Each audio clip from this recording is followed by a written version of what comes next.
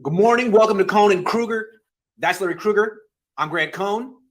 We're going to be at the game tonight. The Niners are playing. You're going to be there, right? Larry? I am going to be there. He's going to be there. I'm going to be there. The Niners are playing. It's an exhibition. And it's really hard to evaluate a preseason game because the goal isn't to score points or move the ball up the field. Really, they don't care. They're not game planning. The goal is to evaluate specific players that maybe you don't have enough information on because they're young or they haven't been here long or they're on the roster bubble or whatever. So I have a list of 15 players that qualify for that. We're going to go through most of them. Larry has his own list as well. We're going to go back and forth, talk about players we're looking for and what exactly we're looking for with these players, why they're so important to us. Sound good?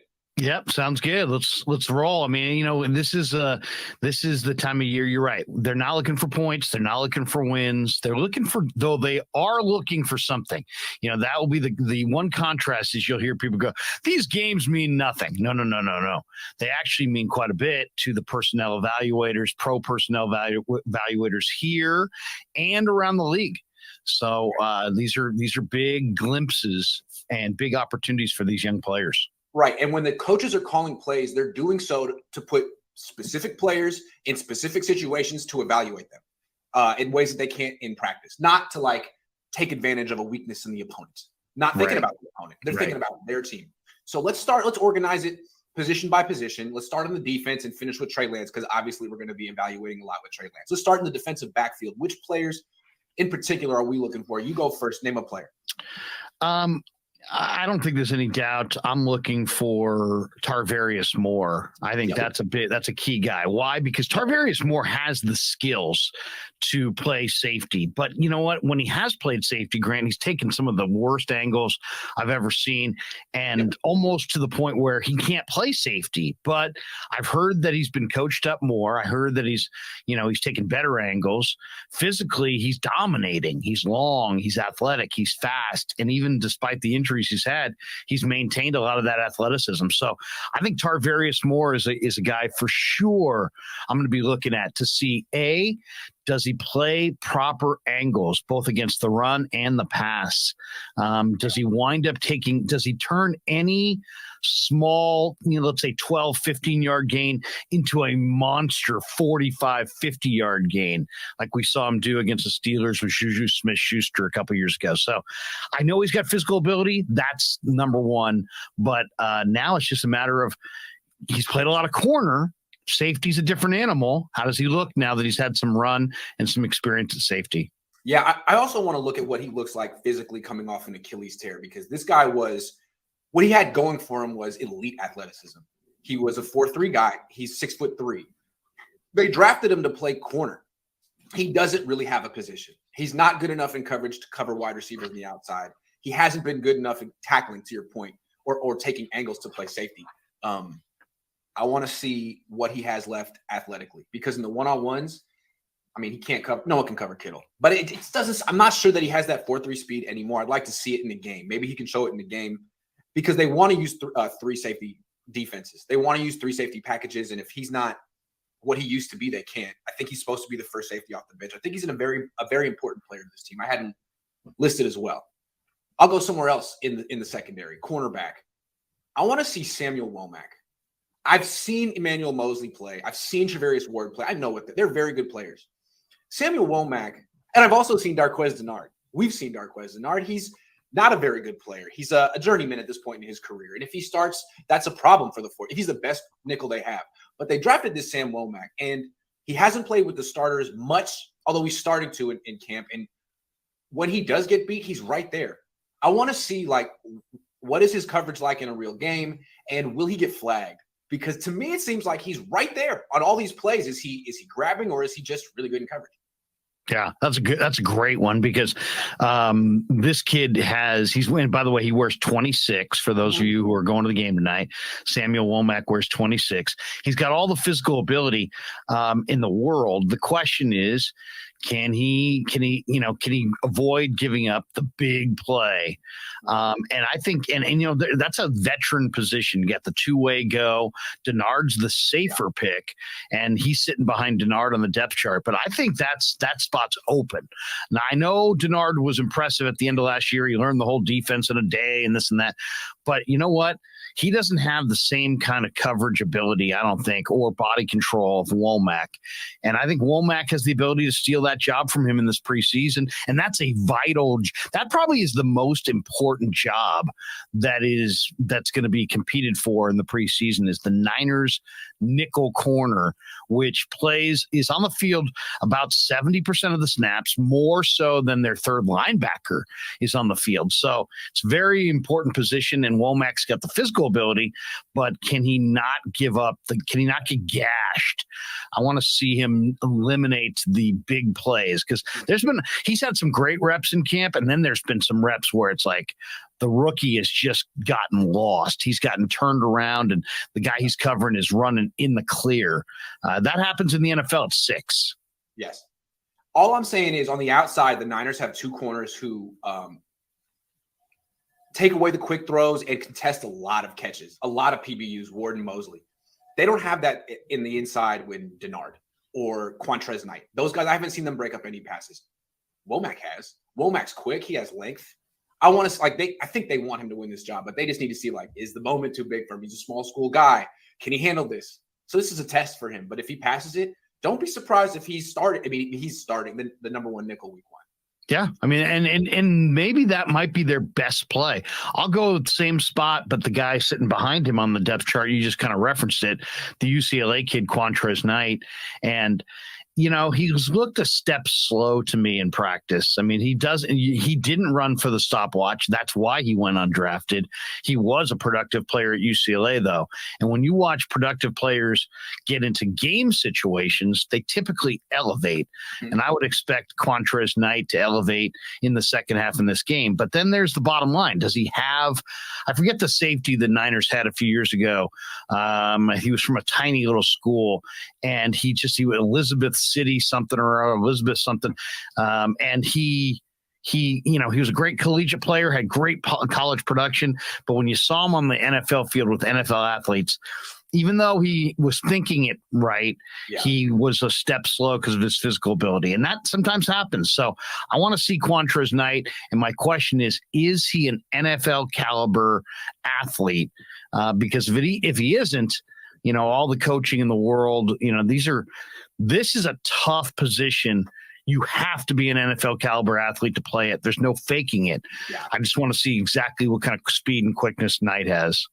See, they have him playing nickel, and he's gotten beaten over the top a few times. And if you're giving up go routes, then you're a problem. But he seems like the kind of guy who will be good on special teams, is versatile, that do everything backup. He's probably going to be on the practice squad his rookie year, but he seems like the kind of guy who could be like Dante Johnson one day. You don't really want him starting in your secondary, but he could back up every single position. There might be a future for him here. There might be. This is a guy that could go either way. Like if you told me that they cut Quantrez Knight, in 2 weeks, I wouldn't be shocked. If you told me that he was their starting nickel at some point this year, I wouldn't be shocked. So that's a huge range of possibilities, and we're going to start seeing it for real tonight. But he is a player to watch for because he wore 24 with the Bruins. If you watch any of the Bruins film, and he made play after play after play. He's one of those guys that just is around the football. Now it's a huge step up in caliber of athletes. Can he still be around the football, and can he not give up the ball over his head? That's a big question. I agree. I think that's good for the secondary. I'd like to move into, unless there's anyone else you'd like to talk about. I'm pretty much done. Those are the guys. Those are the guys I'm looking for back there for sure. Yeah. I mean, obviously, I'd say Castro Fields, maybe Castro Fields. Good call. And honorable mentions. It's good to put some honorable mentions at the end. I don't have any linebackers listed. Do you have any? I the guy that I'm eager to see is Marcelino McCrary-Ball, because he's wearing 40 tonight. Every time I watched him, now this guy played safety at Indiana. and now he's put on a few pounds, and he loves, but it's all good weight. He's flying around on the field. He's vocal. He's high energy. He's productive. Heck, I've seen him at times, get guys lined up correctly. It seems like he's pretty cerebral, but they're loaded at linebacker, and there may not really on paper, there is no room at the end for Marcelino McCrary-Ball, right? Because you got Aziz and you got Greenlaw and you got Warner, and then you got Curtis Robinson and Oren Burks, who are your special teams linebackers. They're truly great at every spot. Those are great special team linebackers, and those are great starting linebackers. And you still have Demetrius Flanagan-Foles there, who's very dependable. So McCrary-Ball and Saguna Luby are going to have to really open eyes. But both of them have the ability to do exactly that. McCrary-Ball, very instinctive, plays fast. Alubi ran sub 4.5, and there's been a couple plays out there where you can kind of see that impact speed. So I'm eager to see what they look like, and I'm not sure what to root for, because if they fire, they probably don't clear waivers. If they show up on the film repeatedly, they probably don't clear waivers. There may not be anything they can do to actually make the team, Grant, outside of an injury. So this is interesting. If these guys play well, that may guarantee that they're playing somewhere else. The Niners linebackers get poached because I think everyone knows that the Niners are probably the best team at developing the new age style of linebacker safety hybrids that everyone wants. He's one. And you got to remember, Dre Greenlaw might not be here next year, free agent next year. Same with Azeez Al-Shaair. The Niners are kind of a linebacker factory. Really, they shouldn't be re-signing too many of these linebackers, given how good they are at producing ones that were undrafted free agents. So he's one. Also, another one that I've noticed, Demetrius Flanagan-Foles. He's been here a while. When he first started playing linebacker, I was like, are you kidding? That guy looks like a free safety. Not anymore. The Niners do a really good job of slowly building these safeties up. And now he actually is like Warner, where he's hitting kind of hard in practice. He's that guy who seems like he has an edge. There's something to prove. So I also want to check out the other double last name linebacker, Flanagan-Foles. Anyway. Yeah. And they traded the linebacker last year right at the cut down to Denver. The name escapes me. Mine too. And he played for Denver and played well, and he looked good for the Niners. So this position to me is interesting. If McCrary-Ball or Alubi play really well, they could be gone. Or you could see, I could definitely see the 49ers trading maybe one of their more established linebackers like a Flanagan-Foles for a day 3 pick at the cut down, and then going with one of these young rookies if they're that impressive and they don't want to lose them. So this is going to be an interesting position to see at the cut down. If either of these two incredibly athletic, undersized, kind of short linebackers can jump in front of Flanagan-Foles by making a ton of plays. JCK 510 says a very important position to look at is quality control. Last year was a career year for QC. Well, just like Kyle Shanahan, a lot of my stock is tied into Trey Lance at this point. Double B Studio says preseason is to evaluate the depth chart. Yeah, that's what we're talking. Yep. There are a couple starters. There are a few starters I want to talk about too, though. Double B Studio says, is Jimmy going to be on the sidelines? Wouldn't that be something? If he is, they'll find him and they'll put him on TV. I hope so. Will he be anywhere? Will he be in the stadium? I think so. I don't think he's going to pass up the opportunity to be talked about on television. If you were his agent, wouldn't you be like, go there, be on TV? They'll talk about you. They'll say, look, he looks great. I bet he's going to be there. I bet $10. Okay. I bet anything that if he is there, he's in a booth. That'll be my guess. Booth is good. Yeah. Booth is fine. Double B Studio says, if you see Jimmy there, can you record yourself with him in the background? It's August. I'll try if I can find him. All right. Let's go to the defensive line. I'll start. Okay. This guy's a little obvious, but I want to see Drake Jackson in a real game. He definitely looks the part. He's got long arms, big legs. He can bend, but they're clearly trying to replace Arden Key in the rotation this year. I don't know what the projection is for Drake Jackson long-term. I'm curious, is he going to be rushing from the interior or the edge on third down? I know they're not going to be showing all of their blitz packages, but what is he better at? Rushing from the interior or the edge right now? Can he be the Arden Key replacement, or is he going to be someone that's kind of a project for the future? I'm curious. Yeah, I mean, I'll tell you, the guy that I want to see up front is Kinlaw. Kinlaw is the most important guy in the Niner defensive front. Why? Because there's nobody that can be a reasonable facsimile of him. He's so unique. I mean, he's incredibly strong. He's got the ability to take over for DJ Jones and maybe even improve on what DJ did if he really fires. If he's healthy, plays with leverage, stays healthy, Kinlaw, I think, has more talent than DJ Jones. But man, DJ Jones did a ton, and he plugged up the middle very, very effectively, and he stayed on the field, and he was healthy. So I want to see Kinlaw. He's clearly he's in great shape. I mean, you can see it, and I just want to see if he can get to that next level. Just a little bit more quickness, maybe a little bit more closing ability, maybe playing with a little bit better leverage, a little bit better technique. All those things are reasonable expectations when you consider his experience level in the defense. So I'm looking for Javon. This is the year of Javon, and it's got to happen. It's got to happen. He's absolutely a key cog. They have other guys, as you know, but they don't have anybody like him who can truly, command the double team and clog up the middle. So I'm looking for Javon. Yeah, I'm looking for Javon too. I'm not sure how much he's going to play, and I know that's the first thing. What I'm looking for with him is when he's on the field and it's a pass. How often does he have his pads underneath the offensive lineman, and is he driving the guy back with his hands? How often does he stop and resort to jumping up and down, trying to knock down the pass? Because he does that a lot. And he gets a lot of PBUs. He had a pick six that way, but they don't want him to do that. They want him to be like Armstead and drive and get knocked back. Too often he gets knocked back. So that's what I'm looking for with him. Also, is he on the field on third downs? Because as good as he is, you talk about he's in great shape. He is. He's healthy. He is. Is he a 3-down player? I don't know. And frankly, I don't think they've played him that way. So is he DJ Jones or is he Eric Armstead? I'm curious. Right now, I think he's DJ Jones. He could become Eric Armstead. I want to see how they use him.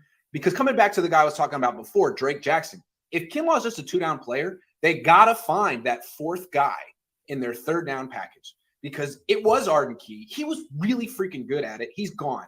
And I think they drafted Drake Jackson with that in mind. But because I was talking to Chris Kasarik, and he was like, look, if you go back and look at his freshman year, most of his sacks came from the interior. So I think what they're doing is teaching him the defensive end position so he can play it. But I think they're hoping that he might be able to do this. I don't know if he can do it. They don't know if he can do it. We'll find out a little bit. In this game, I bet you they get him a lot of looks on both the interior and the edge. Yeah, I mean, to me, Kinlaw's key is keeping those feet moving. When his feet stop, that's when he stops. He's got to keep those feet moving. He looks lighter and quicker, and like he's going to be able to fire those feet out and keep those feet moving. As far as Drake Jackson goes, is Drake Jackson, is he gonna be an Arden Key NASCAR package guy?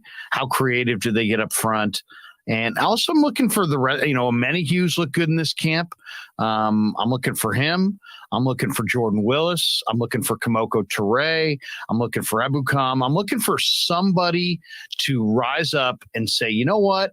I'll be that guy opposite Nick Bosa. And that's vital. They've got, even though this D-line on paper is incredibly deep and very, very skilled, and it's considered to be one of the strengths of the team, they actually do have some fairly major questions. And, what's Kinlaw? What's Drake Jackson? Which of these young defensive ends is going to step up and kind of seize the opportunity? Is Ebukam going to continue where he finished off last year? That's what I'm looking for sure. And I'll give you one more.